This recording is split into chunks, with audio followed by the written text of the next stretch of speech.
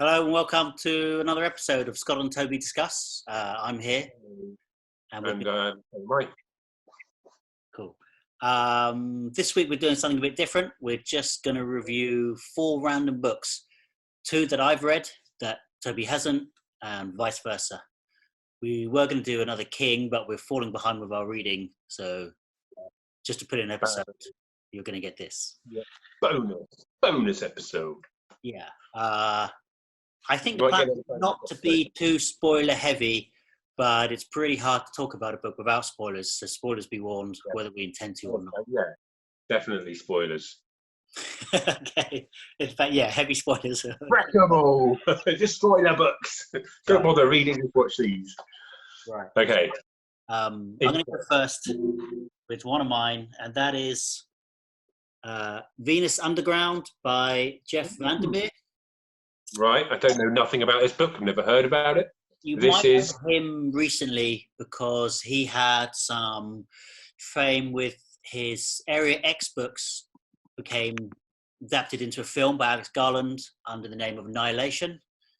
Okay. He wrote the trilogy, and only the first one was made into a standalone film. We could talk about that after. I have read that. It's pretty good. The first book. This is the Annihilation book. Yes. Yeah, The first book was stunning. The second book, less so. The third book, less more. And I think the film did a pretty good adaptation of making it its own thing. Mm-hmm. It's pretty interesting. I heard that Alex Garland just read the book and then adapted it from that memory like the next week without referring back and taking in what he liked. And yeah, so that's that author. This is actually his first book, or his first major publication book. I think he wrote a lot of short stories and one book previously. Okay. But this is the furthest back I've read, and it's, I guess, is his first big publication book. I think since his fame, and it's pretty common. His previous works have now been published. Republished, yeah. Right. I think that's pretty common, right? Am I right in thinking that although Carrie is famously Stephen King's first book, he actually wrote it after Salem's Lot. It's just Salem's Lot was picked up because of the success of Carrie. And we go. I don't know the truth to that one. Okay. Well, I might be wrong, but I think that has happened to a lot of writers whose backlog gets picked up after success. So Venus Underground is it's a fantasy, like urban fantasy, mixed with body horror. It's okay. Urban fantasy mixed with body horror. Yeah, bear with me this one because it's a lot of it feels written on feel and visuals, and it's actually, it's got the characters, but they're the least developed. Then the city and the visuals. So we have 3 chapters, and the first one is the shortest, the second one slightly longer, and the third one takes up a third of the book. Right. First one, we're introduced into Nicholas, who is living on top of the city. So the city is Venus, and it's nothing to do with the planet. It's just a city called Venus. Yes. I'm not sure. It doesn't feel like sci-fi. It does feel like Earth, but it feels like a dystopian, dying Earth, far into the future, and almost slightly another dimension. So he is a hologram artist, and we get a lot of vivid snippets of like organic art and organic life forms. It's like AI has become a thing, but it's also become cheap, and it's kind of overrun the city. I sort of thought of it as like, imagine a city plagued by rats, and you have to get on with it, but they're there. That's kind of how AI feels in this book. It's okay, nice. Not really like a plague. Yeah, it's not really used to anyone's advantage, at least with our characters. It's just almost like some mad scientists let their projects run wild, and they've just multiplied it. So Nicholas is on the edge, and he is an artist, but I think he calls himself like a living artist. So that there's a lot of mixing inorganic and organic and holograms. And he makes a deal with an underground kingpin called Quinn, and that's his chapter. It's kind of an introduction on him. It's pretty short. And then we jump to his twin sister, Nicola, who is kind of looking for him, but more concerned that he's not really been around. And so one day she comes home and there is like a meerkat, like a talking meerkat in her apartment. And she kind of doesn't think she can trust it, but it's talking about her brother and the underground. And then it flat out just tries to attack her. And like a fight ensues, and she does defeat it. But at the last minute, when she's kind of beaten, when she opens her front door to escape, her brother is there who chokes her out. And we fade that chapter to an end.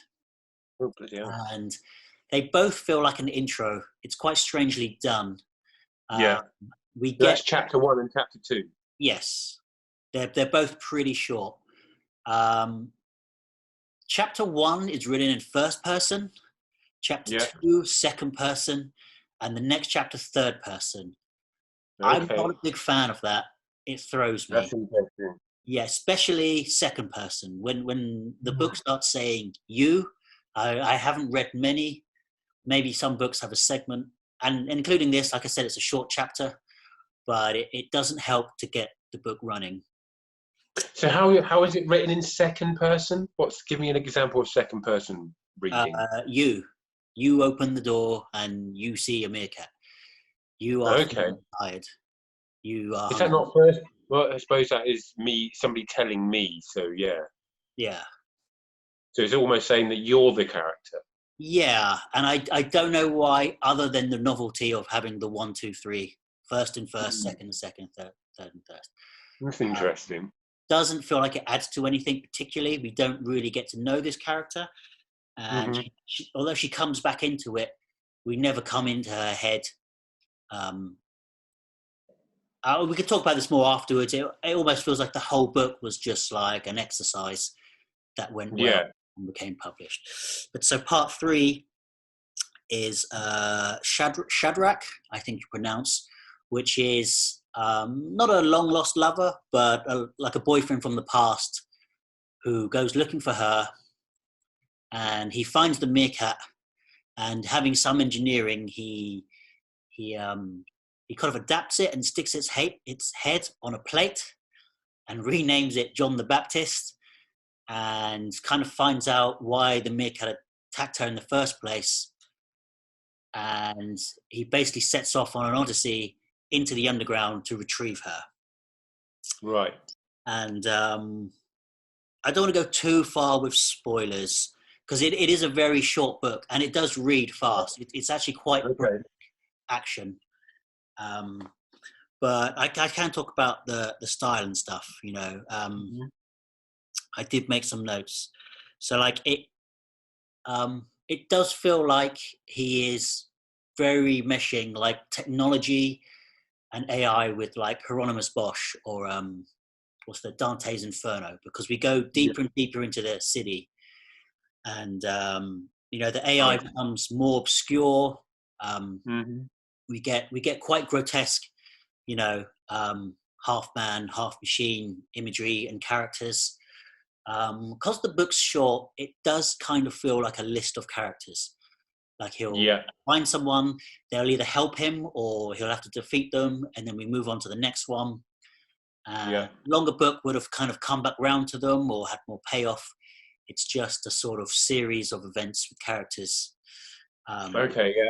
Yeah, I think I could tell you what's happened to the sister without a spoiler, because he does actually find her quite early on, and she's just about alive, but she's sort of been reaped for her organs. Wow. And he has to save her, and also the crime lord Quinn, who... and I think this is why it kind of feels very Hieronymus Bosch and Dante's Inferno-ish, not just because of the visuals, but he really plays out like a literal devil. like Yeah. he deals with the devil. He sort of talks in that generalization and in battles for the good and for the whole. Mhm. Um, it's not that I didn't like this book. It's just it's just hard to come out and knowing what you read, and maybe that was his intention, because we get Mhm. simultaneously really really vivid imagery, but Yeah. it's actually quite sparse description, which Yeah. can, I guess, throw you into confusion more, because sometimes you're happy with what you've come up with, but then you realize, I don't know if I've made that up. Like when you're Mhm. picturing a kind of half cyborg, half literal meerkat, is it important if you're picturing the same thing as the author? That thing of when you get interviews of authors and they don't want to clarify things because they say, no, it's Yeah. more important it's in the reader's head. Yeah. It's interpretation of But the at what text. line does that become important that, no, this shouldn't be interpretation? Tell me what Yeah. it is. Yeah. Be descriptive. There's descriptive words for a reason. Yeah. I mean, it was a quick read, and it's almost a mini epic. It feels like Yeah. it should be 500 pages bigger. And I guess Okay. because of the way it spins out and the way it's described, and it is very nightmarish, I guess it's a good thing it's not that long, because it's Yeah. kind of hard to breathe when you're in there. Um, Okay. So would you say it was gripping? to a point, yes. And I guess because I often like if the action's ramping up, but you've only got 10 pages to go, how invested are you in the action and the outcome? At what point is the action irrelevant to the outcome, and what's more important? So when we're not really learning much more about the characters, that this isn't great for character development, I'll say. It's more about the world they inhabit. And it does do Yeah. a picture of that. And having read his later stuff, I do think he's definitely something he's interested in. Mhm. Mixing, sort of inorganic and organic, and bio experimenting and splicing is something he'll come back to time and time again. Uh, Right. Okay. mm. um, but there is stuff to enjoy about this. There's certain you get the sense, and I don't think it's explicit, but that the world is dying. And I guess something I really liked the idea of was that the underworld is going to survive longer than the top world, even though it's more horrible. It kind of made me Yeah. think, like, when people talk about, nuclear bombs, they talk about cockroaches and rats surviving. And I guess Yeah. maybe because the deeper he goes, the more rotten, like in some senses, literal, and Mhm. metaphorically, things become rotten, but they will survive longer. But they are kind of cannibalistic, and it kind of reminded me of just like if you've ever had to go through your trash, it's a full bag. If Yeah. you're living on top, it's not that fresh, but it's fresher. But the deeper you go, the worse it The more gets. manky it gets, the more wet it gets. Yeah. That's Yeah, great analogy. and that was kind of nice about it. I guess it just goes so fast, and I don't know Yeah. if it's intentional. Um, so yeah, it's definitely worth a read. I I kind of simultaneously enjoyed and didn't enjoy it. I guess I just needed more from the characters, because Mhm. he just becomes solely based on the mission, and I guess it's that one of those problems where the villains are more interesting than the leads, Yes. which is common, right? I've been watching a lot of the Marvel movies recently. Yeah. We're trying to sort of watch through all the phases. Um, and I just read a few articles, and there's a lot on like, Marvel has the heroes, but DC has the villains. Then Yeah. DC has the more interesting Mhm. villains. You can see Hence that. Yeah. Joker's Definitely. probably made as many times as the Batman, or made an appearance. Mm. Um, so yeah, overall, Jeff Vandermeer's one of his early works, Venus Underground. Yeah. I I would read another one, but I've already bought them. I did sort of eat up those Area X ones, even though 2 and 3 became less enjoyable. Um, Yeah. there's something about him that just pulls me in. Um, not in any writing style.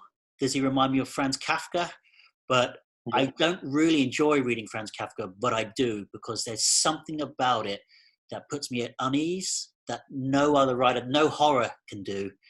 Okay. The Castle and the Trial, specifically. I mean, he's only written Trials, really. three novels, so there's not that many. Yeah. But even though I don't particularly like, I guess the plot, there's something so unnerving. Yeah. I've been watching all these mini TED Talks, and I kind of thought Kafkaesque meant when everyone else knows something and you don't. Yeah. Kind of means something a bit different about a What judicial does it mean? It was a bit complex, not complex, but it was more about the judicial system than The who system? Cuticle. like a lawful system, like a judicial. Yeah. Oh, yes. I think it comes more to the trial than his other works, Yeah. in that he's caught up in a system that's bigger than him, but also no one understands, but the wheels have to keep running. Yeah. Okay. But yeah, so it's a similar, like his this is the fifth one of his I've read Oh, wow. his short stories, City of Saints and Madmen. Mm-hmm. This is not set in the world of Anne Burgess, but he has, I think, two novels and one book of short stories, all set in one fantastical land. Oh, wicked. That's really cool. And again, I think less tech, but similar themes of, like, there are mushroom. There's like a fungus eating the whole city, but there are characters and people. So I do have two more of his, and I will read them. If I don't, I mean, actually, I haven't liked over half I've read, but I do like how he writes, and I do like the way he paints. So Yeah. I will give the ones I have a go. If I don't enjoy them, I'll probably stop. But yeah, I give it a 4.5, 5-star. I mean, Okay. Well, I'll tell you. it does go really quick. Yeah. I just wish it had more that you can root for. Mm-hmm. You want Shadrach to sort of to win out, but Yeah. you're not that bothered. You don't really know him. It sort of starts in the action and stays in the action, almost like a sort of fantastical detective. But those hard-boiled detective novels. Yeah. The detective is just hard-boiled, and maybe he's got a dead wife, but that's all you're getting. Wow. Okay. Any questions on that one? I think I've covered everything I wanted to talk about. I like the cover on the book. The book cover is really good. Oh yeah, I think this is a reissue. This has come since his Area X fame. I think most of his works have had a refit with a similar cover. Yeah, it's really good though. There's some nice artistry on that one. It's pretty striking. I guess it represents what happens in the book, but it seems more hopeful. The book has quite a downer feel. I don't know if you're a fan of the Blade Runner. Mm-hmm. Which I'd love to cover one day because I'm a huge fan of that book. But very similarly, like I said, like this is a dying Earth, and it knows it's dying. It's like speaking out. I think that's part of why the AI has run rampant. It's kind of a way to live on after the life forms live off. All the life forms are adapting to live in this new world, and it's not happy. It's grim and grotesque. Yeah. Wow. No, it sounds good though. You've sold it to me. I'll put it that way. Oh, okay. Because that was the one because we said we'd pick a book you liked and one you didn't particularly like. That was actually my not particularly liked book. Okay, so this one that I've chosen, it's kind of, I would put it as the one. No, I'll save that to the end. But so basically, this book I've chosen is The Familiar, Book 1. Okay. By Mark Z. Danilewski. I think that's how you say it. Danilewski. He's the author of House of Leaves. There's another really good book that I highly recommend you read. This is House of Leaves was the one that got me in, pointed me onto the author, and then this is the one where This is the next book of his that I read. So for those that don't understand, The Familiar is book one of a proposed 27-volume odyssey, I guess is the right word. Right. And so far he's published 5 editions. 5. So we've got volume 1, 2, 3, 4, and 5. I have up to 4, so I have up to volumes 4. I've only read volumes 1 and 2, maybe 3. Did you say how many have been released at this stage? 5. 5. Okay, so he's a fourth through. Yeah. But so far as I don't know whether it's being continued or not. I just haven't heard anything for about a year or so, and it's usually 2 a year for a while. The first season, it was 2 a year. Hefty, right? Like, yeah, 880 pages. Because that's not the hardback edition, and there's a softback coming out. That is the book. That is the book. Yeah, this is the only edition that you can get. All 5 of my editions look exactly the same. But so the thing with this guy is he doesn't do books like anybody else that I've ever read. I mean, you could just look at the cover. He's almost like a graphic designer in both art and typography, and he uses those skills to great effect throughout this book, or all 5 chapters of this, or episodes of this book, and House of Leaves. So, The Familiar. Each book is meant to represent an episode of a TV series, and each season is 5 books long. Okay? Right. So we have reached the end of season 1, which has 5 episodes. Right. That's how it's being written. And this one is called One Rainy Day in May, and this introduces us to a group of characters that are both amazing and utterly confusing, and to the point where I have no idea what is being said, how it's being said, why it's being said. I've sat there many a night in bed rereading several pages trying to decipher what the hell is going on, but it's all deliberate. Everything is done like that for a reason. And I need to get to the end of season 1 to find out what that reason is. But I found it at times impenetrable, but at other times utterly engrossing. So it's basically about a family of a guy and a new. They're relatively, I think they were both in previous relationships, and those relationships fell apart, and they met through those ex-partners and got together. And they have 2 twins, and then another older girl called Xanthi. And Xanthi's a bit special in that she has medical conditions that they can't really define. She goes off into her own space, head space, and will have mini fits. She's not the most attractive looking girl. There's lots wrong with Xanthi, let's put it that way. And then you've got the 2 twins, which are just like terrible twins, just running around causing havoc, always getting into trouble, blaming each other or blaming Xanthi for things. And that's running theme throughout it. So it's like a family drama. But she has these powers of like psychic powers of type. And then there's another family. Well, no, then there's an old lady and her son who live in, I'm going to say Shanghai. The son is a drug addict and is constantly running errands for the grandma. And while he's out, he's getting high. And this is in the same world as the family we just talked about. Sorry again? This is in the same world as the family we've talked about. Yeah, same. It's all set on the current planet Earth. Right. And then there's another group of people that work for like a group of gang, and then there's one guy that's kind of trying to join this gang, and then everything that happens with them, working for people higher up and stuff like that, just being gang members and trying to initiation tests and all that sort of thing. And then there's another guy who's a taxi driver who with the spare time delivers things for less scrupulous, dodgy people, basically. And all of these strands are going on at the same time.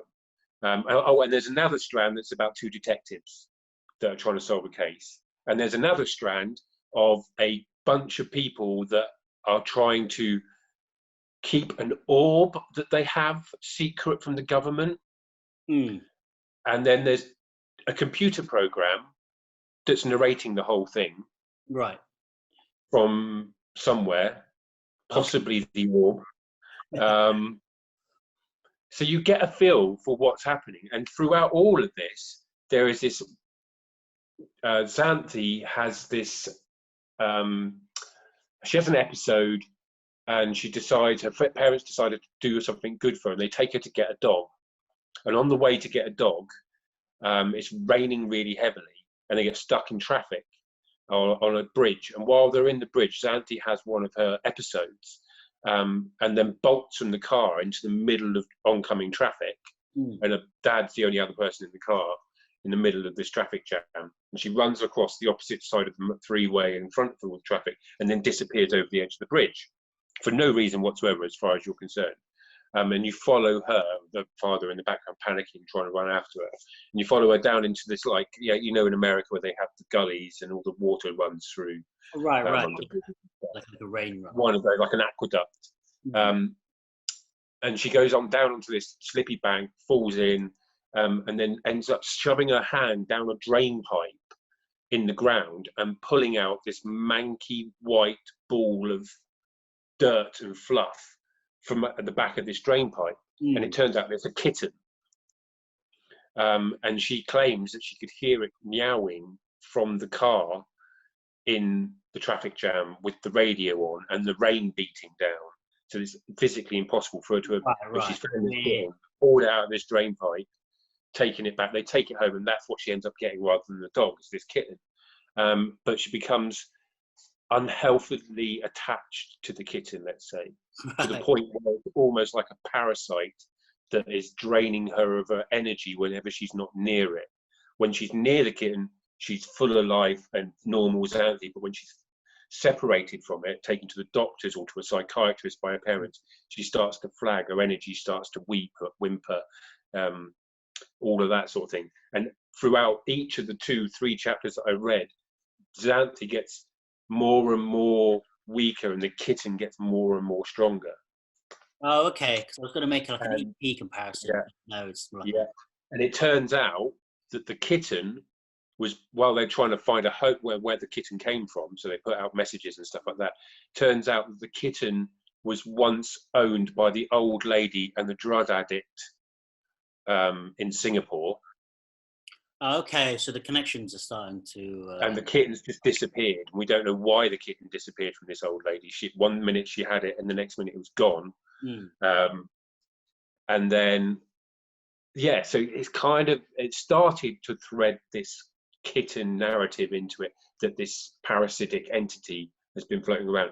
And the whole of this time, you've got this gang warfare going on, a taxi driver who's working for the mayor delivering boxes of stuff that we don't know what's in these boxes, but it's not good. He's dying of cancer.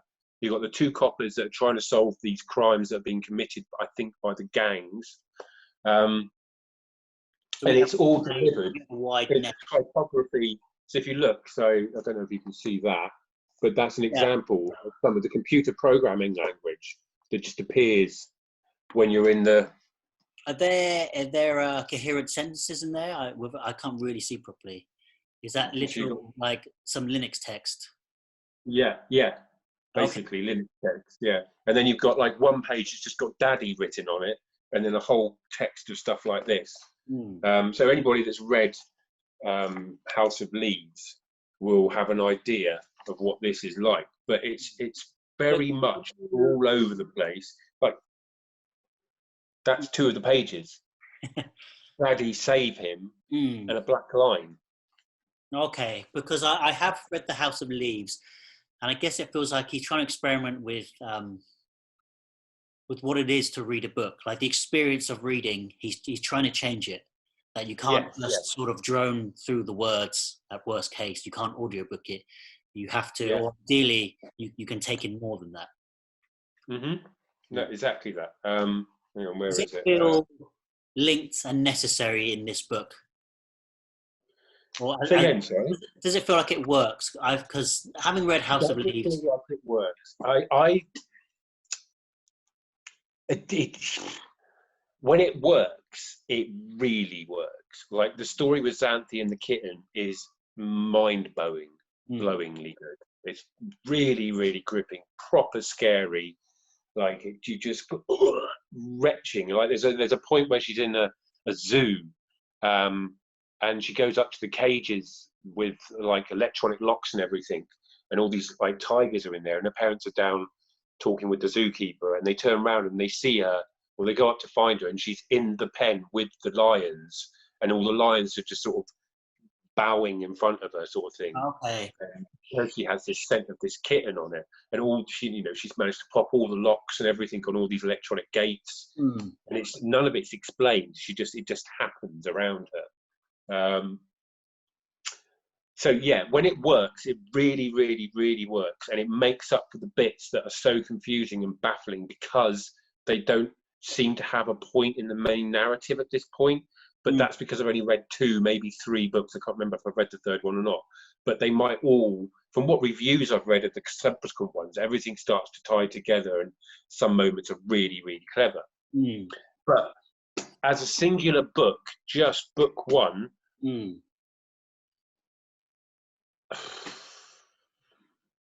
Like, it's a hard one. Is there a reward in reading this book as one book? Say again? Is there a reward in reading this book? The Xanthi story. Right, okay. It sounds by far that's the thing you're most invested in. How much time is the book dedicated to this part? Because it sounds like there's a lot of strands. It sounds like there's 5 strands? Yes, it's just over a third of the book is delegated to them, their family and the kitten stuff. But you've got to remember, it's not just the kitten stuff; it's also the family, the parents. Right. There's They're tied into. The parents are tied into to the computer programming language because the father is a computer programmer, and they're also loosely connected to the terrorists that have got the orb. There's several of these orbs that enable you to see into the future or the past, something along those lines.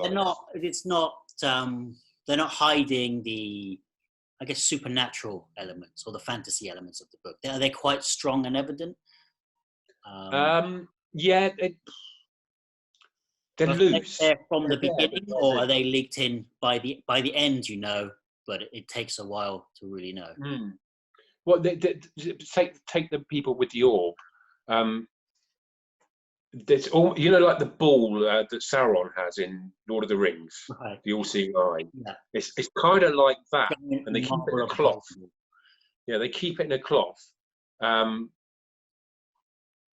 there's a couple of them, and they get raided in this apartment at one point, and they set the timer on one of these orbs to go off, and it just obliterates the apartment that the people are in, and they escape out the fire exit and leg it.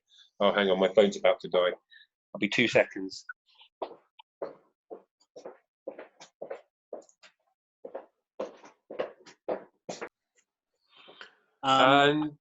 Yeah. So there's heroes and villains in this book. If there's all there is currently, but they're not villains. They're just people that have got dodgy morals in their tale. Right. They just have their agenda. Yeah, they're separate stories, all completely separate stories. As a point where I'm at in the story, anyway. So, if his intention is to be 20 of these novels, but you also, I got a bit confused at the beginning when you said each 5 will be a series. Yeah. But so after this 5, it's like it will be series 2. Yeah. So it's almost like part 1 is book 1 to 5. Part 2 is book 6 to 7. At this point, does it feel like he knows where he's going? To me, it sort of sounds and reminds me of Lost season 1.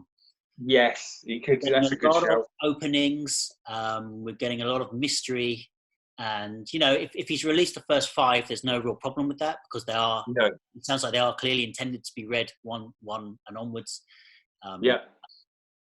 But if you've read 3, do you feel like you're getting satisfactory answers whilst getting more questions without going too much into the other books? Because so I felt it definitely expanded enough in the second book to invest me at some point to read, if I haven't read the third book. I honestly can't remember whether I've read the third book or not. it's a bit of a blur if you read them too close. Like I when I was reading it, I was looking forward to getting back to it. But when I was in it and in certain stories, it was like, oh man, I just don't get what this is. Like there's a whole chapter with Peng Peng who just talks a different language. Right. Like he just talks. It's not even subtitled or anything. It's just he's talking in a different language. There's almost street, the Shanghai street language or something like that. And it's really, really tricky. You just pick out. But it's broken decipherable or it's impossible. Like you can get something from it, or it's like you kind of get used to it in the end. Like because there's bits that are broken English at certain points, you kind of get what he's trying to say because of the broken English word. Okay. And then when you see those broken bits again, that you go, oh, well, that kind of meant that. So he's trying to talk about this time. Okay. But it kind of gives you it's a hard work. And at times I don't want to be working when I'm reading, as it were. Right. See what I mean? But I like the fact that sometimes you have to turn the book upside down, or it reads in a spiral. Yeah. Or he'll play with format. Sure. I do know in House of Leaves, he said, it took him a long time to find a publisher who would understand that they can't really mess with it because it's like a novelty. Or it was. Yeah, it's designed like that. And House of Leaves, it worked brilliantly. He spent a year learning how to edit and publish and work in. I'm not sure what kind of program you would use to write it, but he didn't write it as a book and then play with the format. He wrote it in his format with his previous book, at least. There's also a comic in it somewhere randomly. There's like a couple of pages of comic that reappears quite often. Whenever you're in the stories of the orbs, there's a orb-shaped hole in the middle of the pages. Okay. So that's the text with all the orb stuff on. You can see there's clearly an orb hole right there. So like he all of that. When he's reading. The orb sort of moves across the pages like this as you're reading it. So it's really bizarre. So would I recommend reading it? If you liked any of his other stuff, yes. But if you've never read any of his stuff, no. I'd recommend you read House of Leaves. This is not the place to start. Definitely not the place to start. This is for the hardcore groupies, I would say. And I would give it, out of 10, it kind of feels unjust to not having read the rest of the 5, but I would give it a 6.5, maybe, a 6.5, because I can't. For Xanthi's story alone, I'd give it an 8. But because it's got all the other stuff, it brings it down because it convolts it and makes it difficult and challenging at times. Do you remember in reading the follow-up book or books, when it came to the characters you didn't like in book 1, were you instantly tired? Like, I guess my problem with the review is that this is book 1 of a plan 20. And if it's 7, fair enough. If it's, but it kind of sounds like you're turned off by certain aspects, which are between 1/3 and 2/3 of a book. That it's not written dense because of the way it's written, but it is, if there's going to be 20 and you're buying these, they probably can't be less than £15, £20 each. Yeah, I think they're exactly that. They are like there's a minimum $25 US. Okay, Yeah, so there's a minimum that you can charge. I mean, post things going on sale. That's quite a commitment to ask for fans. Yeah. You're not that blown away as a whole, you And know. I think that might be why we haven't seen a volume 6 or a season 2 yet. Mm. Um, I'm pretty sure season 1 finished like a year ago. right. I mean, it might be the case that he wants to write each season as a whole, and then he can release it faster. I But don't you think about know it, if much he's about doing that, publishing deals. If there is a deal to do a series of books, what contracts are in tight? He does seem like someone who would only go for like the right publishers who could see his vision out and who wouldn't want yeah, to, who would want to interfere, regimental in his you know, approach. hopefully. So hopefully that means that he's going to get to release them more Mm-hmm. if they're good. I mean, at what point you've read 2, maybe 3, and you know their plan is to be 20. Um, at what If point? he goes all 20, if he gets a season 2, I will embark on season 2. Right. Like I'm This invested enough stays at now. this level because you're Say still again? early. It's not like you're over halfway through. You know. Well, Um, this is it. I was thinking, like, if you think about it, it took him. He released 2 a year, one in February, one in October, hmm, for the first 2 years, and then one the following year. So that's 3 years, 4 or 5 books. hmm. Okay? And he's taken what, 2 years out now since the release Yeah, I mean, one. it's So how it's long a is it going to take project him? that could burn you out. How old am I going to be by the time that finishes? Well, I guess it's something the George R. R. Martin fans of You're there are looking at certain, like 60 or 70-year-old by the time he finishes it. yeah, and I guess the worry is that is he going to keep on steady with his early intentions? Um, Mm. you know, yeah, like you've got to. He can't change his mind what he wants they to be, or if he Yeah. does, he's got to play it smart. I do have a copy of this first book. I think I picked it up Yeah. too. Second is mine intended to read it. I don't know. This is it does intrigue me. It's tricky because with House of Leaves, everything intrigued me, not just the physicality of Yeah. it, but the plot, the strands. Whereas this one, if it wasn't him, I'm not convinced I would go for it. So So are we you riding talk on House about of Leaves? you talk about House of Leaves.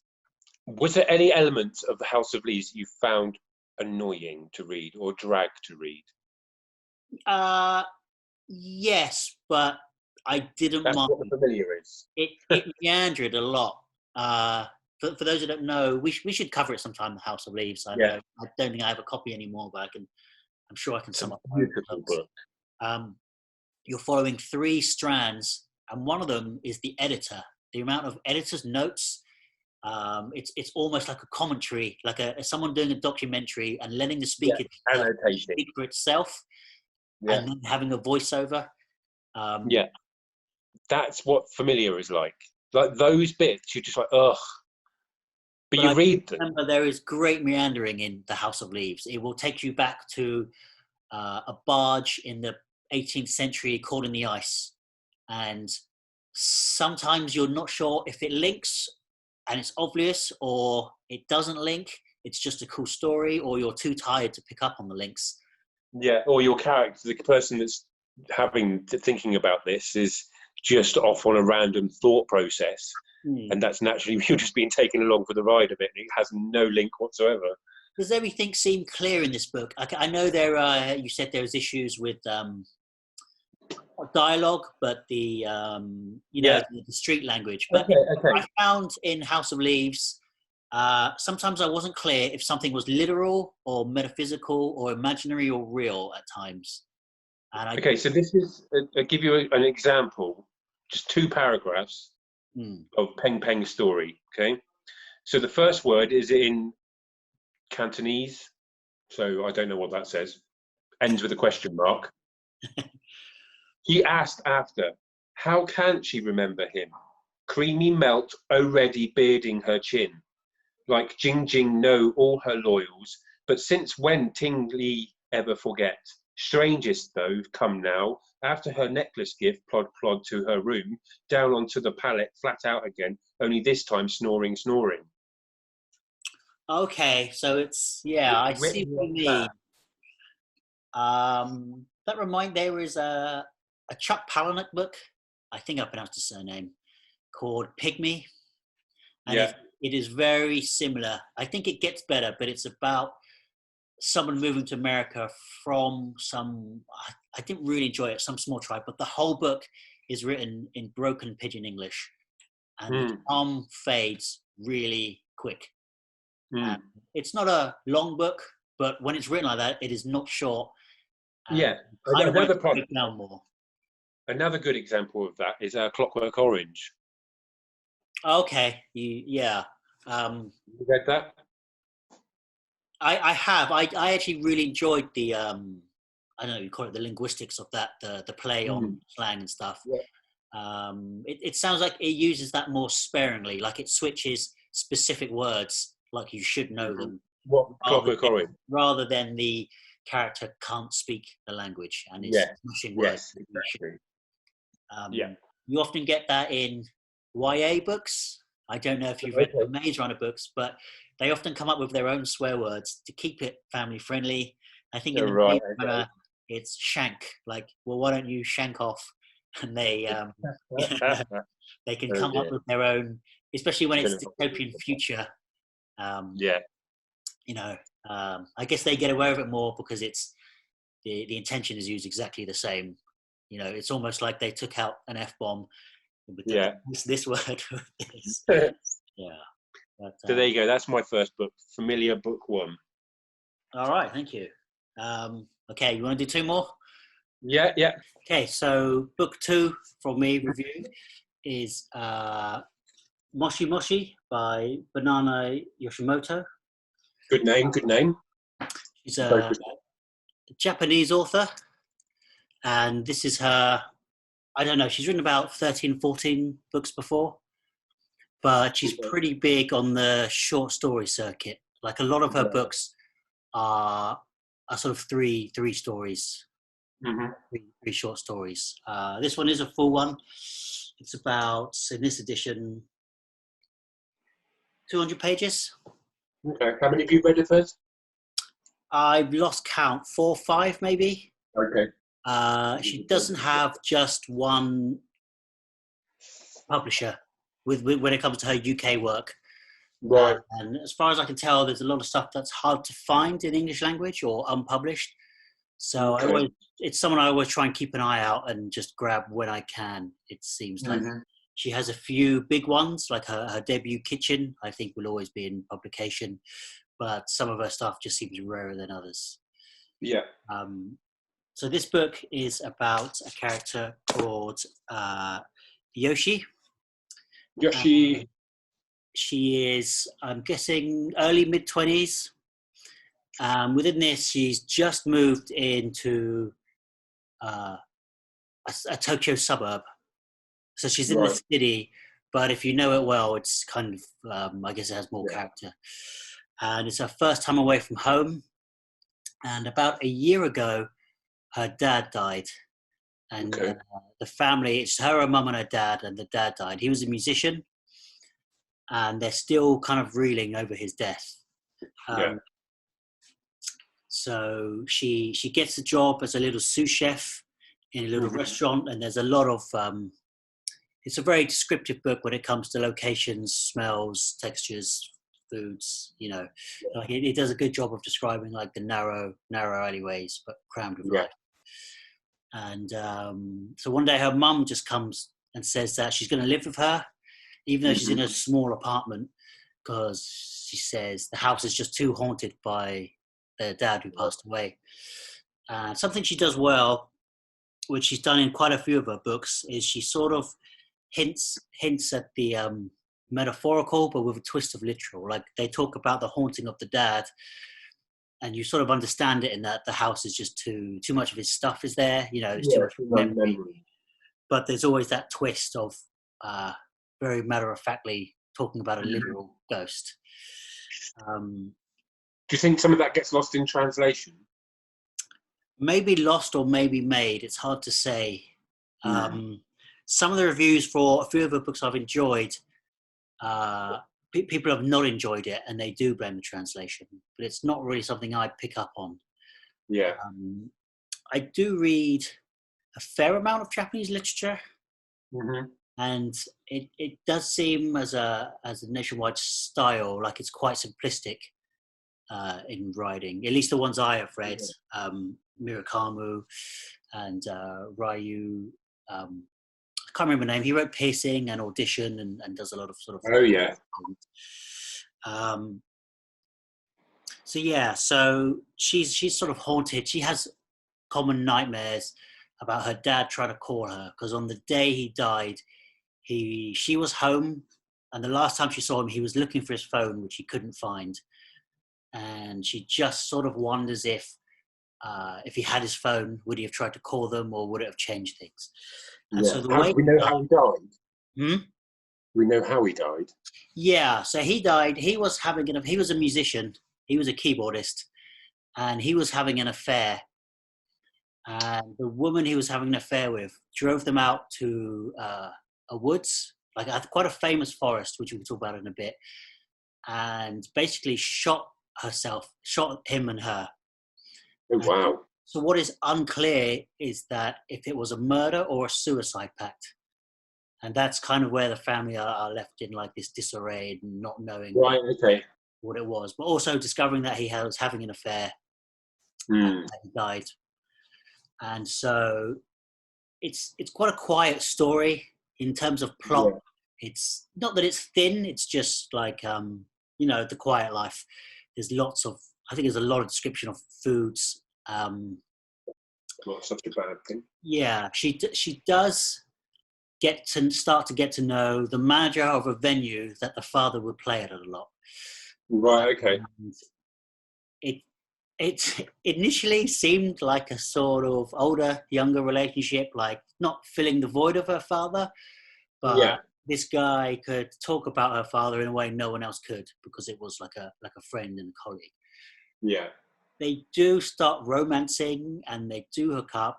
I'm not 100% sure how I feel about that, knowing that she's still reeling, but Yeah. it's done pretty tenderly, and it doesn't feel like exploitative or anything. It just feels Hmm. that's part of the life they are. I won't really give spoilers towards the end, but it's not an explosive ending. It's more about like the themes of the book, like the mother and daughter relationship is probably the heart of it, Yeah. because the mother is trying to begin a life as her own person who's now no longer a wife, and Hmm. the daughter's trying to get to know her as a woman but not as her mother, if that makes sense. Yeah. But she's also trying to find her own place. Like this is the first time she's lived away from home herself. Yeah. Her mother's just cracked. Especially that culture, you taking into consideration the way that they live and the Yeah, hierarchical nature of their society. right. So they do get on pretty well. She's not like that nagging mother, or any Mm. times where she does, it's kind of played off as comedy, like you should speak Yeah. to the guy over there and these things. And But there's out there, the women are very much homestead, aren't they? well, Um, the mother certainly is in this case. yeah. I guess So that's the to thing. She's find found herself herself. in. Not that her purpose was her husband, but she had a role Yeah. Yeah, as exactly. a So mother. to suddenly have that purpose taken away from you, Mm, plus losing the person that gave that purpose, um, right. must be like a massive central theme of it. I would. Yeah, absolutely, and it does play out quite nicely. And there's even moments where the daughter realizes that like the mother is doing better than she is. Like she's starting to have hobbies in her life, and she's sort of Oh, gets that's cool. not Right. necessarily stuck, but that she's dealing with her own depression. And it, Yeah. it's that fine line of solitude and loneliness that the Mm. characters tend, which is what I really like about it. Um, yeah, it's definitely worth a read if you like. I guess your Hmm. dramas. Um, Yeah. this is probably my favorite of her. Like I said, I did a bit of research, and it's quite interesting. Like the title Moshi Moshi, it's it's sort of a double play in this, I suppose, because it's how you answer the phone initially. Yeah. And it kind of loosely translates to "I'm listening, I'm speaking," but Yeah. there's like a folklore behind it that ghosts or spirits can't say "mushy mushy." So when you're saying "mushy mushy," you're basically saying, "I'm a I'm real alive. person. I'm not a ghost," and it's kind of Okay. down in time through that, which has a nice play in this book, obviously, because Yeah. um, she's always kind of looking for her father's phone as a way of closure, and the semi-real, semi-metaphorical haunting of Yeah. her father. Well, wicked. Yeah, it's strange that it can float around that melancholy world so much, but be such an enjoy to read, and it never Hmm. really feels heavy. I guess you always kind of feel or know that they're gonna come out brighter, just because of the way it's written. Um, Yeah. yeah, that's kind of most I have to write about that. I really enjoyed this one. This is like a 7 or 8. This is probably an eight Yeah, and a half. wicked. Yeah. That's a good one. Um, Well, it certainly sounds good. I read a book that sounds kind of similar to that, but I don't know if I've got it here. I think it's called Tokyo Junction, mm, and that was about a homeless guy, or a guy that a family man who gets sacked from his job and loses all purpose in life. mm, So he deserts the family and goes and becomes a homeless person in a park in Tokyo. And it's just about class and right, right. that's quite good. Yeah, it was very good. Oh, no, oh, maybe it was Onio Station or something like that. But Okay. yeah, Yeah. but I like that slow pace, that sort of, and it's nice to spend time in that sort of culture. You know what I mean? Yeah, she does. She does a pretty good job of making you know that you're Mm. in Japan. Sometimes I don't know if you ever read books that are, you forget that you're in another country and um, you're just picturing America. Sometimes, Yeah, even yeah, when yeah. told you this is America not the or case, home. the description isn't enough to spread you out. Mm. You know, that's something she's pretty good at. Is No, painting her hometown, I suppose. yeah, no, I do like books where they can paint a good atmosphere and put you to really ground you in the environment that the narrative's being told in. Mm. Stephen King does that relatively well, but it's America, so you kind of probably he is the person that I base all of my scenarios on for other books that I read because I've read so many of his. Right. Yeah. I mean, it's interesting we talk about that. Like, when a book does state something, but you almost ignore it and have your own picture, Yeah.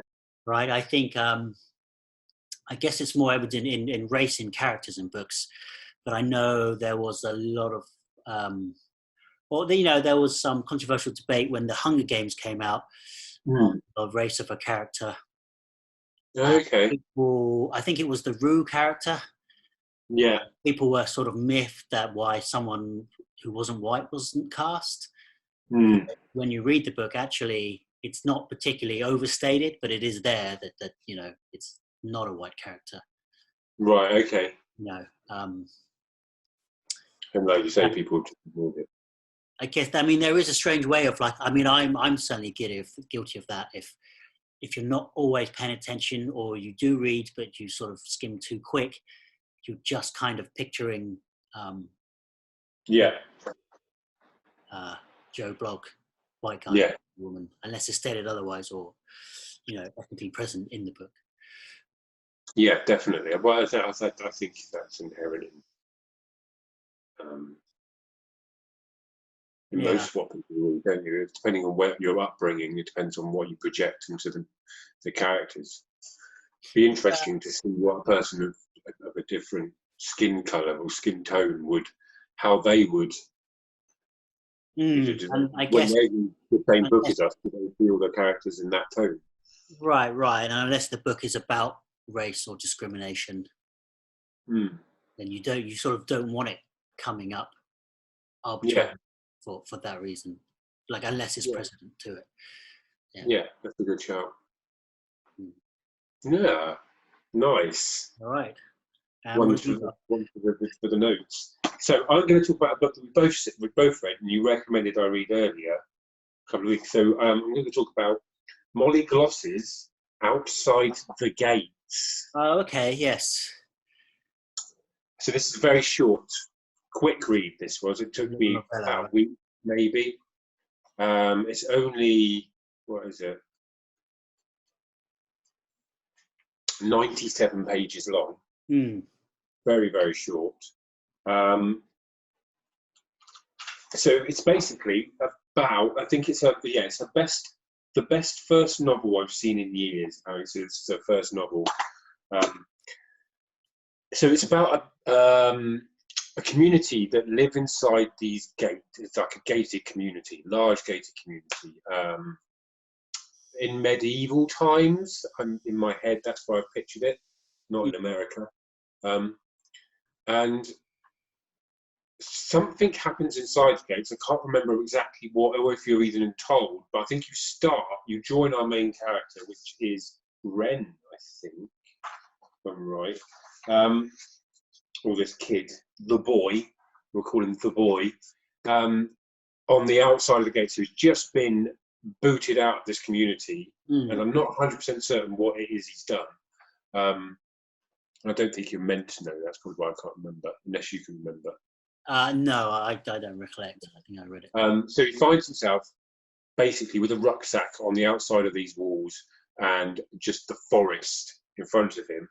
And apparently this happens quite frequently. People are outcast from this, sent into the forest, and then just never seen again. They just disappear into the forest, and that's the end of them. So this boy is on the outside of the gates. He spends a couple of nights just sort of waiting to see if someone's going to come and let him back in. Nobody does. So he gets up and heads off into the forest. And while he's on his way into the forest, he runs into a sort of like a wise old man, I'd call him, a gnarly old guy who's been in the forest for a very long time. Yeah. And he's rather accustomed to living in the forest and by himself. So there's a bit of standoffishness between the two of them at first, especially from the boy's side, because this is the first person he's seen. He doesn't know who he's encountering, what he's about. There's very, very little dialogue, if any dialogue, between the two characters at that point. And then the boy just basically pitches up with this guy in this little rundown shack that they've built, and learns the ways of the forest.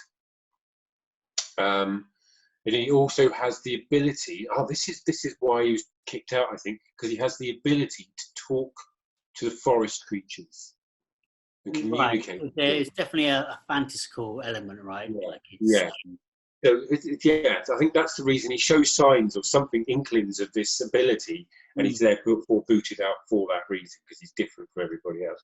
So he goes into the forest, meets this guy, learns about how to live, life skills through this guy, and then they go on a journey to, I think, maybe just relocate. Oh no, yeah, they go fishing, and then while he's asleep, the old guy goes missing, and he wakes up the next morning and he's just gone. And there's none of his remains. It's just like he's just taken and gone. And the kid's there, and he waits for him to come back. He doesn't come back. So eventually he goes searching for him, and he goes on this trek to try and find him. And he meets a wolf. He spends a lot of time getting to know a wolf because of the ability to talk to animals. Becomes quite friendly with this wolf. And then he meets a sort of like an old lady. It's very fairy tale, right? Like it's a list of characters on it's literally that. And with this woman, this old lady, they decide to go and try and find this missing guy, because they've heard of this band of people that have gone through with this guy at the front of it, like a cult basically, and this leader of this cult has got the ability to gravitate people towards him. So they're figuring that he's taken the old guy. So they go searching for him. They get in a boat, and there's this big sort of comeuppance on the river where the boat capsizes and they get separated. I think they go over a waterfall, and the boy washes up downstream, and the woman and the wolf are gone. They're just missing. He can't find them. And then he finds the camp that has this cult leader, some of his groupies, and what he thinks is his mate, the old guy. And he goes down into this camp, and the Seeker, the powers of the Seeker pull him in, and he gets sucked into this cult and lives there for a bit in this sort of hazed daze, basically. This is where I'm meant to be. This is my purpose in life. This is where I'm meant to be. It's sort of semi-drugged, right? Like hypnotized, drugged. Yeah. It's like a mantra just repeating in his head and blocking out everything else, just being projected by this cult leader. And then the wolf turns up and pulls him out, snaps him out of it. I think he then goes back in with the protection of the wolf, and takes on the Seeker guy, and uses, and something happens around this, and he gets his mate back, and they oppress the leader cult guy, who just decides to uptail and run, basically. And he takes a couple of people with him. Yeah, and then a few people stay behind, I believe. And then they head back upstream. They find where the old lady had set up camp. She's gone, and they set up camp, and that's the end. Yeah, it does. That is literally the whole story in 97 pages, pretty much. But it again, it's very similar to the one that you picked just now. It's very descriptive. It's almost poetry at times in the way that it's written, I think. It flows very quickly. It's very short, snappy moments happening one after the other, but really well set, if you know what I mean. You always get a sense of the forest oppressive and around you at all times. Yeah. Foxes and the creatures that come out and talk to the kid, they sort of nose their way out of shrubbery that you can almost reach out and touch, sort of thing. It's very bustling with life, like a dense forest. I kind of pictured it well. So I thought it was very well written, very easy to read. Like, did you like its length? Say again? Its length, that it's under 100 pages. It was refreshing in the sense that it wasn't a massive undertaking. The end was always in sight very quickly. So it was a nice. I haven't read anything really that short before, unless it's been a short story in a short. Like, this is a book into itself. Sorry, I've just noticed that the I don't know, your phone is D and refocusing. Can you just tilt your camera like down? It's just sort of piercing bright and then piercing less. I don't know if it's doing it the whole time. I think so, yeah. Hey. Yeah, okay. Sorry, the break of flow there. So what did you think of it, having read it yourself? I liked it, but I didn't love it. It kind of felt like this was going to be part of an epic. Right. Like, if this was like, how they often say, like, write a backstory for your characters. Yeah. And this was like, there would be an epic story about that boy grown up, and this is the story that would get teased in, like, the folklore of a character. Like, I don't think it really nourished me. I think I enjoyed it, but just it sort of showed me a world, but not enough of it, I suppose. Yeah. It's a very isolated instance of the world, isn't it, really? I felt like it would slot really nicely as a side chapter to the passage. Right, yeah, certainly, because I guess you never really get to see inside those gates. No. And they kind of paint a picture, like, basically to go outside those gates is certain death, right? Mm. But the boy just doesn't really encounter much danger, if that No. serves quite a well. It's a bit like The Village. Have you ever seen The Village? M. Night Shyamalan film. Right. Like the urban legend. Mm. And I guess there's a lot out there, but it doesn't really explain why you have to be so locked off and No. you know. And it's just, yeah, the whole thing with the kid having the ability to talk to animals and things like that. Mm. Like you say, it feels like it's building something bigger. Mm. It's like The Hobbit to a Lord of the Rings somewhere. Yeah, definitely. Do you know if she's done any more? Yeah, she's done several. I've been tempted to buy them, but I haven't. They're not in the same universe or any of that sort of thing. Not that I know of, but they are a fantastical element. I think at least one of them is. I think one of them is like another planet, like space travel, Right. colonization. So she does stick to that sort of, fantasy realm. Yeah. Because I think even though it is about space travel, it's more about the communities. And from what I could gather, it would be more in this style than about technology and flying. That's just the vehicle it needs to get it. Yeah. From I think what this type of book does is it gives like new writers hope. Mm. Because it is tiny and it's Yeah. public. I don't know if this is like you were saying earlier on, where you release a book and then it doesn't really do much, and then one book down the road or two books down the road you become really famous and they re-release it. Mm. Maybe it was a short story in a magazine. Yeah, I mean, looking at the cover of this one and the other ones, it does seem like. Actually, I'm not sure when she's written, but it gives me the feeling of someone like these books aren't that new; they've just been newly discovered and newly packaged. Like I'd be tempted to read more from her. Like I guess this one I kind of wish it was longer, like double the length maybe, and just more to bite into because it does move. If it had been longer, the writing style would have lent itself to a longer novel. I think so. Yeah. I mean, her other two are 300 or so pages. I can gather. Yeah, I guess there's just no real development in this. It just tells you what is, and I guess the boy gets less scared of the world, but that's kind of as far as he takes it, right? It's boy to man adventurer story. Yeah, it's exactly that. So, would I recommend it to other people to read? Yes.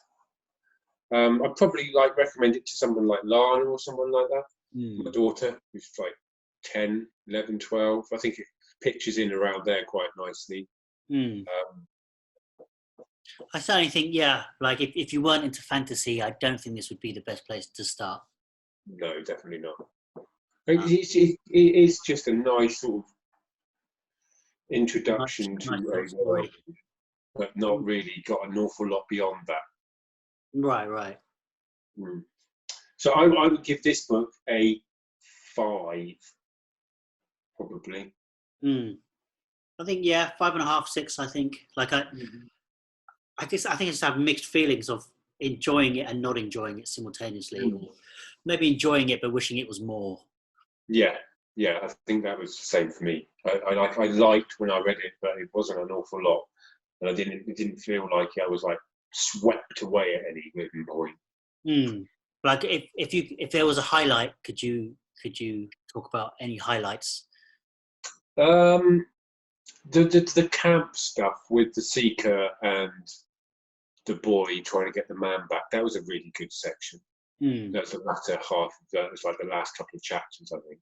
Right. And the relationship between the boy and the wolf, I enjoyed that. That was a really nice, touching. Because the wolf was very standoffish with everybody else but him, really. So that was good. Yeah. I guess, it sort of has the. If I was going to visualize it, it would feel like Princess Mononoke or something. Yeah. Definitely. Yeah, Princess Mononoke.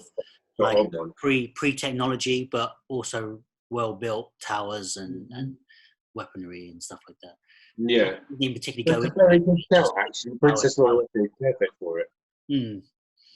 Like just Right. like very strong hunters and stuff. And,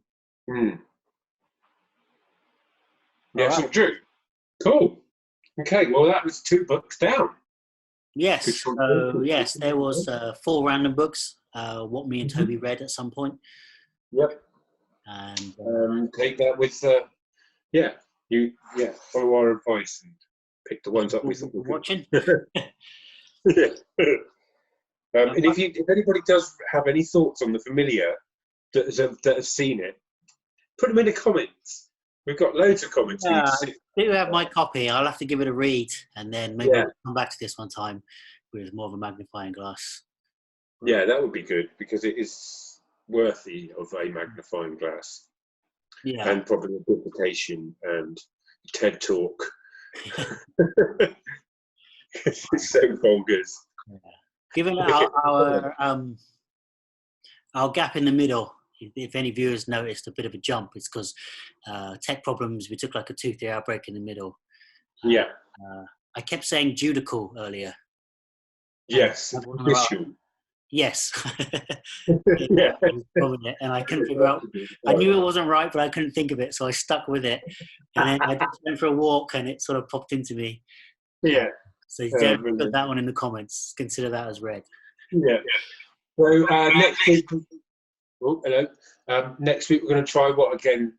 See if we can't get back onto the 3rd book of Different Seasons. We're trying to read Stephen King's 4 Past Midnight, and we're on to the 3rd book. We just didn't get it done in time. No. How many pages did you read? I'm in like part 2 or 3. I don't know how far you are. I don't want to spoil it. I feel like it's just kicking off now. But seeing where the bookmark of the end is, I'm about a 1/3, I'd say. Okay, that's not too bad. I'm not that far. That was about 20 pages in. I'll try and finish it before 2 minutes before we go recording. Yeah. I do find it's nicer to have time to reflect. I think last week I just finished it and we hit record straight away. So we'll try and give it a day from finishing to have some thoughts. But hopefully that next week. If not, we'll just pick some random books. Just to keep us busy, if nothing else. Continue to do it. Yeah, wicked. Okay. All right. Well, thanks for watching, and we'll see you next time. Bye-bye. Bye.